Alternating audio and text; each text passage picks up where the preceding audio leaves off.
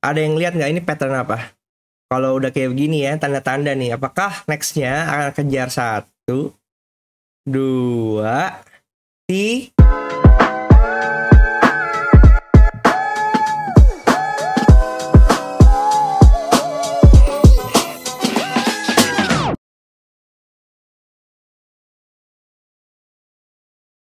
Hai guys, balik lagi sama gue William Sudana. Dan hari ini kita akan bahas perjalanan XAUUSD untuk tanggal 18 April 2024. Oke, seperti obrolan kita di grup kemarin, gue melihat adanya 2 daily hukum jika yang ternyata beda ya. Ada yang up, ada broker yang down. Kenapa?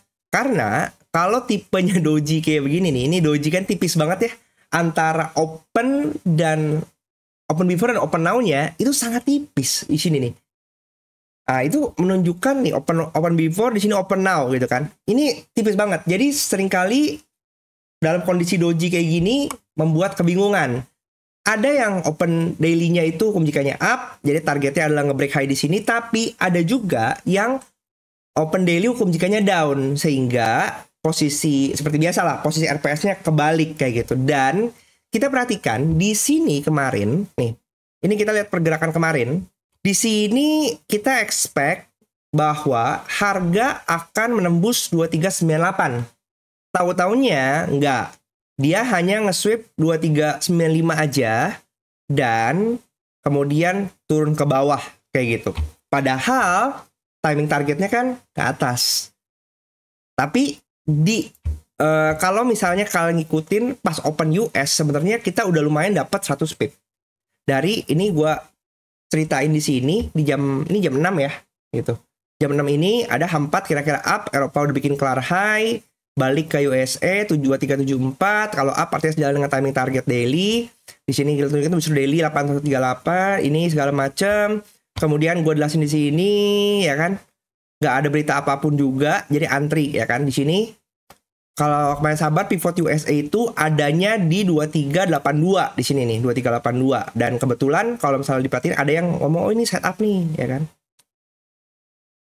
Tunggu mana sih ini setup nih. Nih, setup nih 2382 nih di sini nih. Akhirnya lumayan ngantri pas open di sini 2382, dia sempat turun sampai ke 2378 ya. Kemudian naik lagi kalau antri 2382. Ngambil target sweep ini aja 2395. Kemarin gue ngambil cuma 2394 aja sih. Nggak terlalu menguluk ya. 2394, TP1 di 2391, TP2 di 2394, ambil 2382 nih, trap hit kena. Udah. Habis itu udah tutup mata. Kemudian entry gue yang kedua itu ada pas pergantian jam 1. Ambil ikut HSH sedikit, ambil di sini 2372-an sampai 2378 nggak salah kemarin. Nah, gue cuma ngambil di sini nih. Pas dia ada rejection. Ya, pas dia ada rejection, gue entry di sini 2372. Kemudian pas gue cuma ngejar target di sini. Ada fair value gap kecil, ya kan, di M30 ini. Gue cuma harapkan dia nutup pas 2378, gue udah ambil di sini 2378. Close, itu udah tidur. Ternyata, karena H4 di jam 1, itu turun ke bawah lagi, ternyata memang masih ngerjain. Ya kan, ekspektasinya mungkin H4 terakhir itu udah sideways, ternyata enggak. Ternyata dia masih ngejar leg ke bawah sampai 5 gitu. Kalau misalnya kita perhatiin sampai 55, ternyata dia kembali lagi ke area pivot weekly, ya kan? Dan ini ada kotak yang masih kita kotakin ini, dan ini kena di sini. Kalau misalnya kalian sempat nunggu di sini, lumayan. Udah dapat lagi 54 sampai ya sekarang posisi udah running 150 pip lah. Kayak gitu. Anyway, kalau kita perhatiin kemarin, artinya apa? Hukum jika daily yang up jadi down. Ya kan, anomali down. Karena LB-nya di sini di break, dikejar.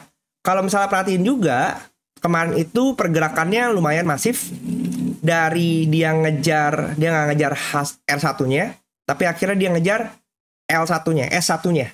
Ya, S1-nya di sweep sampai balik ke pivot weekly, dan ketemu R2 monthly, kemarin dipantulin lagi. Seperti tanda udah gua mapping di sini, area pivot weekly R2 monthly ini masih cukup kuat untuk menahan harga, makanya dia dipantulin lagi. Nah, sekarang pergerakannya seperti apa kira-kira? Kalau kita perhatiin, ini kan masih ada dalam area konsolidasi di sini, oke? Ini juga masih ada kotak di sini. Dengan posisi momentum, kalau misalnya kita lihat di H1, ini momentumnya lumayan besar ya, BDC ya. 1, dia retest, dia turun lagi. Walaupun di sini dia udah break 2363, oke, dengan close body. Artinya kalau gua ngeliatnya sekarang, mungkin kita bisa ngelihat ini area ada fair value gap di sini, ya, fair value gap di sini, yang bisa menjadi area pantau kita sebelum dia melanjutkan penurunannya. Atau kalau mau kalian lebih expert lagi, kalau dia mau misalnya mau nawar lebih tinggi lagi, bisa sampai area 2386-an gitu. Nanti kita lihat di time frame kecil menuju timing targetnya, mungkin di Eropa, mungkin di USA kayak gitu. Ada nggak resisten yang terkonfluence dengan angka-angka ini gitu. Kalau misalnya kita tarik coba Fibo dari high kemarin sampai low-nya, cocok area premium kita, area premium discount kita udah mulai dari 2375 di sini. Next-nya 2379, next-nya 2383 sampai 2386 kayak gitu. Tapi kalau misalnya dia sampai ke 2390 pun masih valid ya. Karena R1 daily-nya ada di sini gitu yang berpotensi untuk mendorong lagi ke bawah. Artinya apa? Busur maksimum. Kita bisa perkirakan busurnya bisa di sini nih. 2372 sampai 2390 karena pergerakan kemarin masif, makanya kecenderungannya juga masif. Tapi kita juga bisa perhatikan area pivot daily ini berpotensi untuk memantulkan langsung. Tapi kalau gue ngeliat sih, memang gue masih berharap kita bisa dapat busur yang lebih maksimum ya. Artinya apa? Yang area inducement di sini diambil dulu, sekaligus dia ngambil fair value gap gitu. Minimal ke sini dulu lah gitu. Karena kalau diperhatiin, ini sebenarnya kalau diperhatiin ya, ini double top ya kan? Double top. Ini dia coba retest. Kemudian mungkin dia turun ke bawah lagi. Kalau misalnya kita ngambil pattern double top kayak gitu, mungkin kita bisa lihat ini ke neckline. Penurunannya bisa sejauh apa? Bisa sampai mungkin ya ke sini mungkin.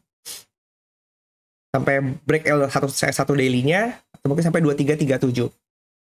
Nih 2337 juga ada di sini ada base kecil yang bisa menjadi area pantulan. Di H1-nya gitu. Jadi kita punya area kecil lagi di sini yang mungkin bisa memantulkan 2337.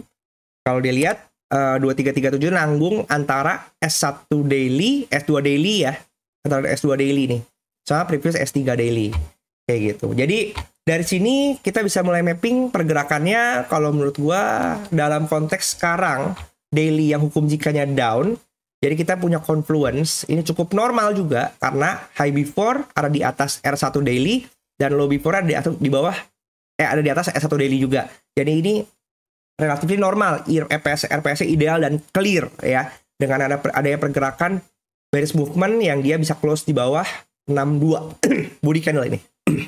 Oke. Dan kebetulan kalau di sini sih kita ngelihatnya dia hanya nutup fair value gap ya, cukup ya, nutup fair value gap ya. Terus kemudian mantul lagi ke atas. Kayak gitu. Untuk hari ini akan ada news ya. Newsnya itu seperti biasa hari Kamis targetnya target weekly yang up. Tetapi kalau misalnya diperhatikan kecenderungannya malah ke bawah. Ini yang bisa kita lihat. Apakah kalau misalnya kita lihat di sini bentar. Gue lihat apakah kita udah kejar belum? Kita nggak kejar HB weekly ya. HB weekly masih di atas. Tapi posisinya hari ini hukum jikanya down. Sehingga kalau hukum jikanya down, ini berkebalikan nih. Timing target weekly yang harusnya ke atas, hukum jikanya down. Nanti kita lihat pencapaiannya seperti apa. Apakah bakal dibuat anomali hari ini? Apakah enggak? Gitu. Tapi kalau secara RPS sih nggak ada tanda-tanda anomali sih. Tapi kecuali market berkata lain. Jadi yang bisa kita lihat apa? Pergerakan dari Asia sampai Eropa, kita ngeliat ini busurnya sejauh mana. Kayak gitu. Selama dia nggak break HB daily, harusnya masih oke. News hari ini kita lihat ada initial jobless claim setengah 8. Ini biasa besar. Forecastnya jobless ya. Pengangguran. Penganggurannya naik. Ini forecastnya. Kayak gitu. Pengangguran naik. Ya berarti kalau kayak gini good for jelek, bad for USD. Kemudian penjualan rumah juga menurun. Bad for USD. Apakah ini setup untuk bisa membuat harga naik lagi?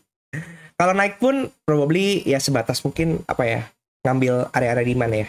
Coba kita lihat nanti lah. Jadi itulah analisa kita. Jadi kalau misalnya tadi ya, satu konklusinya untuk bisa membuat harga turun lagi, kita perhatikan nanti di Eropa dan USA karena itu udah masuk timing busur. batas busur, timing batas busurnya dan juga timing target daily. Tapi kalau misalnya dalam konteks di timing busurnya dia udah mulai terus cut 12 HB daily, berarti probably dia akan ngerjain timing target kakaknya. Kayak gitu.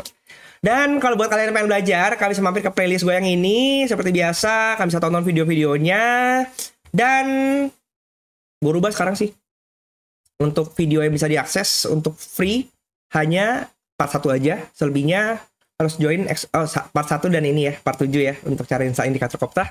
Tapi selebihnya kalian perlu join eksklusif member level 2. Karena menurut gue komitmen dan niat belajar. Toh cuma 40.000 per bulan. Itu cheap banget. Kayak gitu. So, ini bagian dari kita support orang-orang yang udah mau mengedukasi. Karena seringkali masyarakat kita tuh menyepelekan sesuatu yang dibagikan gratis.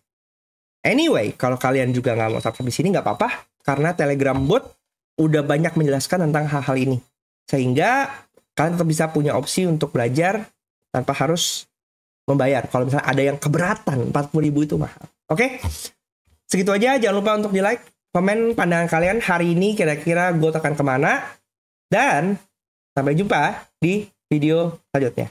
Jangan lupa di like, bye.